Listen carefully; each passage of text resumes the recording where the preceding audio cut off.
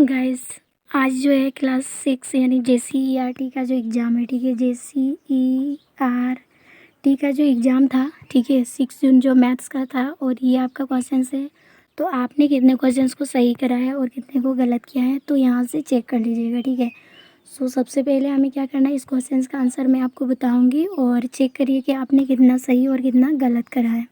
सबसे पहले पहला क्वेश्चन यहाँ पर x बराबर 3 रखना है, y बराबर 2 रखना है, इसका मान निकालना है, ठीक है।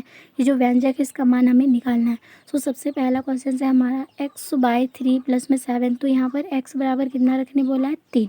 सबसे पहले क्या करेंगे आप, यहाँ पर x/3 है ना, तो इसको आप x की जगह पर 3 रखेंगे, फिर नीचे 3 प्लस में 7। चाहो तो आप इसको ऐसे काट सकते हो और 7 + 1 कितना हो जाएगा, 8, ऐसे निकाल सकते हो। और आपको लग रहा नहीं ये गलत है तो आप ऐसे भी बना सकते हो। देखिए 7 पहले इनको गुना करेंगे तो 3 प्लस इन दोनों को गुना करेंगे, 3 7 21 हो जाएगा, यहाँ प्लस का साइन है इसीलिए, और नीचे हो जाएगा 3। तो यहाँ पर कितना आ जाएगा 21 और 3 हो जाएगा 24, 24/3, 3 8 24। ऐसे करने से भी आपका 8 ही आंसर आएगा। पहला नंबर क्वेश्चन का आंसर जो है वो कितना हो जाएगा, इसका 8 आएगा, ठीक है। आई होप आपने ठीक ही करा होगा। सेकेंड नंबर क्वेश्चन से y का मान हमें 2 रखना है, ठीक है। जनरली हमें क्या करना है, 3y + 5 है और y की जगह पर कितना रखना है, 2। सबसे पहले 3 × 2 प्लस में 5, तो यहाँ पर हो जाएगा 6 + 5, कुल मिला के कितना हो जाएगा, 11। 2 नंबर का आंसर आपका हो जाएगा 11। आई होप आपने सही करा होगा, ठीक है। नेक्स्ट क्वेश्चन है थर्ड नंबर, इसमें बोला है 7y - 6/7 हो जाएगा और y का मान हमें 2 रखने बोला है। सबसे पहले हमें क्या करना है, 7 × y का मान 2 माइनस में कितना हो जाएगा, 6/7, तो इन दोनों को गुना करेंगे कितना हो जाएगा, 14 - 6/7। यहाँ से आप क्या करोगे, इनको पहले गुना करेंगे कितना हो जाएगा, 14 × 7 - 6/7, ठीक है। तो यहाँ पर हो जाएगा 7 × 4 = 28 और नीचे यहाँ पर हो जाएगा 7 एकम 7, 7 और 2 कितना हो जाएगा, 9 और माइनस में 6/7 हो जाएगा। तो 98 में अगर हम 6 घटाएंगे तो आंसर कितना आ जाएगा, 92, ठीक है। 92/7 हो जाएगा। तो क्या ये 7 से 92 कटता है, नहीं कटता। अगर 91 होता तो 13 × 7 = 91, 13 बार में कट जाता। तो 92/7 जो है यही आंसर हो जाएगा आपका थर्ड नंबर में, ठीक है। नेक्स्ट क्वेश्चन है आपका 4 नंबर, इसमें क्या बोला है, 5x - 1/3 हो जाएगा। तो x का मान तो हमें यहाँ पर 3 रखने बोला है, ठीक है। 5 और 3 को गुना करेंगे -1/3। यहाँ पे 5 दिया 15 -1/3 हो जाएगा, ठीक है। यहाँ पर कितना हो जाएगा, और 3 और इससे इसको गुना करेंगे तो कितना हो जाएगा, 15 दिया 45, 15 का 29 में करते 45 -1 और नीचे हो जाएगा 3। तो यहाँ पर 45 में से 1 चला जाएगा, कितना बचेगा, 44 और 44/3 हमारा आंसर हो जाएगा। अगर आपको PDF चाहिए तो बोल दीजिए, मैं उनका भी बता दूंगा, ठीक है। कमेंट में बता दीजिएगा। आगे यहाँ पर जैसे अच्छा, यहाँ पर 5 नंबर क्वेश्चन छूट रहा है। यहाँ पर 7s यानी कि 7 × s - 9y और y का मान हमें 2 रखना है। 7s - 9 × 2 कितना हो जाएगा, यहाँ पर 7s माइनस में 9 दूनी 18, यानी ये आंसर हो जाएगा आपका 7s - 18। ये 5 नंबर का आंसर हो जाएगा। नेक्स्ट क्वेश्चन है और यहाँ पर जैसे दिया है क्या 6 है और 6 में हमें क्या दिया है कि रूलर यानी कि जो मापा गया स्केल है एवं पेंसिल की सहायता से 6.7 सेंटीमीटर का एक रेखाखंड खींचना है। तो आपको क्या करना है, स्केल लेना है और पेंसिल की सहायता से आप गिनेंगे। तो आप एक रेखाखंड खींचेंगे और वो कितना का होना चाहिए, 6.7 सेंटीमीटर। जनरली इतना आंसर आपको करना है, ठीक है, इतना ही करना है इसका। नेक्स्ट है यहाँ पर चांद की सहायता से यानी कोण का माप चांद की सहायता से कितना, एक समकोण बनाना है। सबसे पहले चांद आपने देखे होंगे जो आपकी ज्योमेट्री बॉक्स में होता है कुछ इस प्रकार के, ठीक है। ये चांद है, इसकी सहायता से आपको 90 डिग्री का एंगल बनाना है जो सीधा है बिल्कुल। तो आपका एंगल किस तरह बनेगा, बिल्कुल ऐसे बनेगा, ठीक है। ये हो जाएगा 90 डिग्री।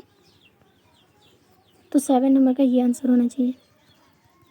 उसके बाद 8 नंबर क्या बोला, किसी वृत्त की त्रिज्या का मान अगर 5 सेंटीमीटर तो उस वृत्त का व्यास निकालो। सबसे पहले हमें वृत्त का त्रिज्या दिया है 5 सेंटीमीटर और हमें क्या निकालना है, d, इस वृत्त का d निकालना है और d का फॉर्मूला होता है 2r, ठीक है।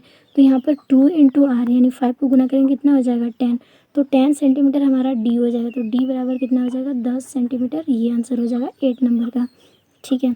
आगे यहाँ पर आयलर का सूत्र लिखित। आयलर का सूत्र क्या होता है, तो आयलर का सूत्र होता है F plus B minus E is equal to 2, ये फार्मूला आता है। एफ फॉर फलक, ठीक है, इसको फलक बोलते हैं। प्लस में बी फॉर वर्टेक्स यानी कि शीर्ष, इसको बोलते हैं शीर्ष, ठीक है ना। ई फॉर एड्स यानी जिसको हम लोग किनारे बोलते हैं, किनारे, और -2 ये फार्मूला होता है आयलर का। ये फार्मूला आपको लिखना था, वहाँ पर शायद आपने लिखे होंगे, ठीक है, 9 नंबर में। तो क्या होना चाहिए, F plus B minus E is equal to 2 हो जाएगी, ये फार्मूला होता है आपका, ठीक है।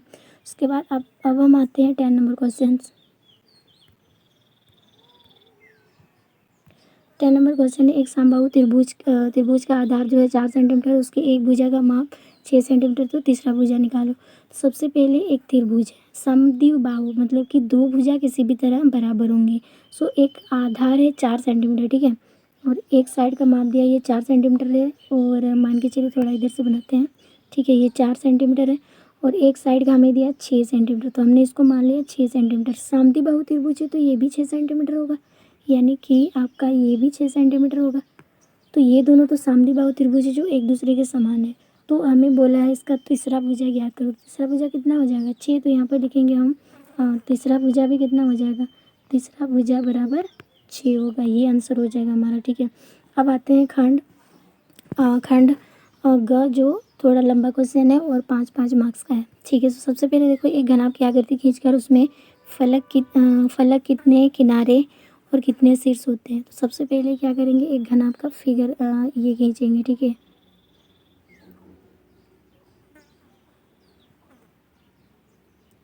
एक मिनट,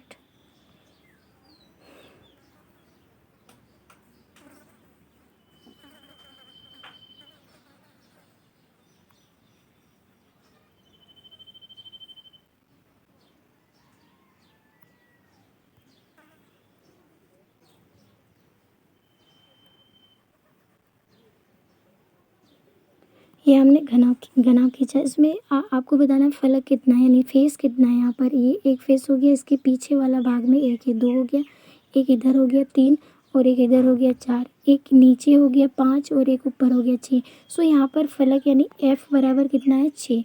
उसके बाद हमें क्या बताया है, एफ तो हमारा 6 निकला।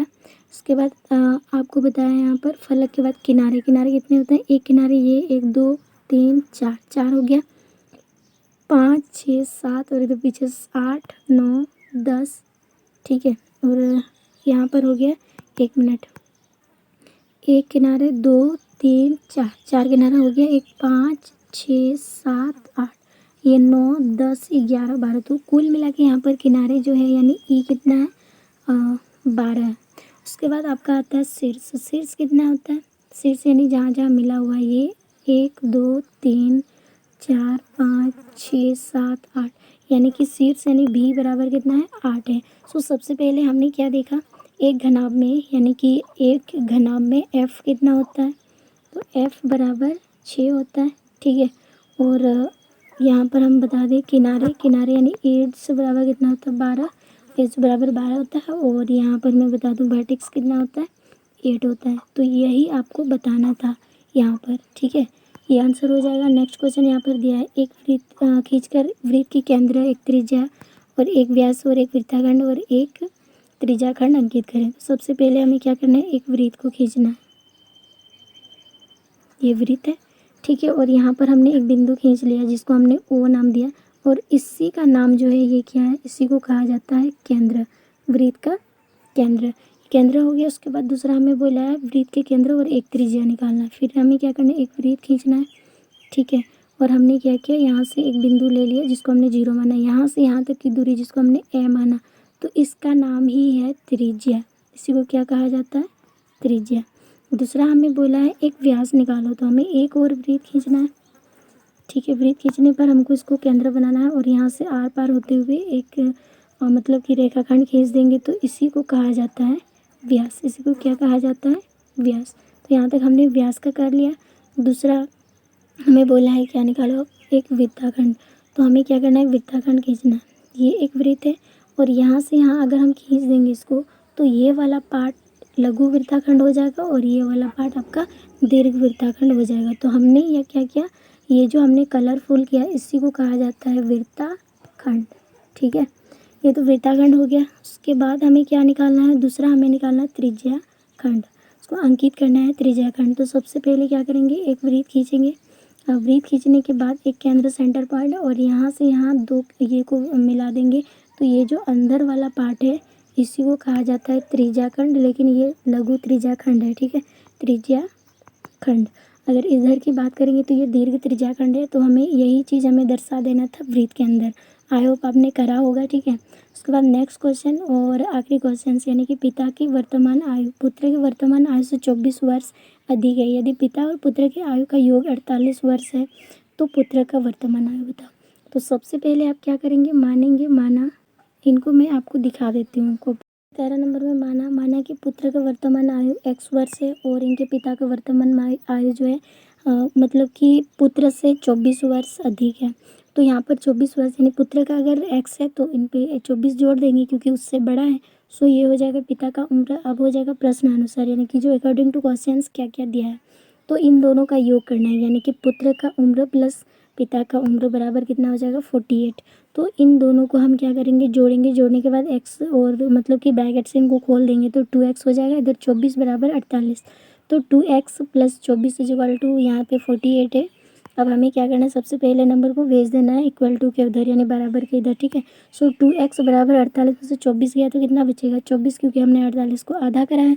और 2x बराबर कितना हो जाएगा 24, तो x का मान निकालेंगे तो 24/2 और इससे इसको कट करेंगे, 2 एकम 2, 2 दूनी 4। तो यानी कि वो जो बेटा का उनका मतलब पुत्र का उम्र था वो कितना है 12 वर्ष है।